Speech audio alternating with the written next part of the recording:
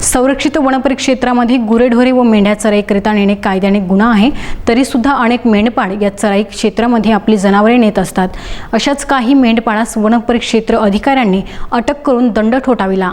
मोर्शी वनपरिक्षेत्रातील नेरपिंगळाई बीटमधील राखीव असलेल्या वनामध्ये अवैधरित्या मेंढ्या चरत असल्याची माहिती नेरपिंगळाई बीटमधील वनरक्षक वानखडे यांना मिळताच त्यांनी तातडीने ही माहिती मोर्शी येथील वनपरिक्षेत्र अधिकारी आनंद सुरत्ने यांना दिली।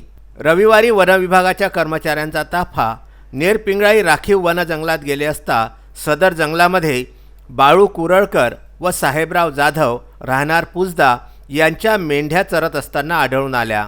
त्यांना वनविभागाच्या कर्मचाऱ्यांनी ताब्यात घेऊन शिरखेड पोलीस स्टेशनमध्ये घेऊन आले असता त्यांनी आपली चूक कबूल करून यापुढे या जंगलात मेंढ्या चराई करता आणणार नसल्याचे कबूल केले। वनविभागाच्या नियमानुसार सदर मेंढपाळाकडून 20,000 रुपयांचा दंड वसूल करण्यात आला आहे। ही कार्यवाही उपवन संरक्षक गजेंद्र नरवणे यांचे मार्गदर्शनाखाली वनपरिक्षेत्र अधिकारी आनंद सुरत्ने व वनपरिक्षेत्र अधिकारी फिरते पथकचे वनपरिक्षेत्र अधिकारी महेश धंदर, सहाय्यक वनरक्षक ज्योती पवार व अन्य वनविभागाच्या कर्मचाऱ्यांनी केली आहे। मोर्शी येथून संजय गारपवार व दत्तराज इंगळे यांचा हा वृत्तांत।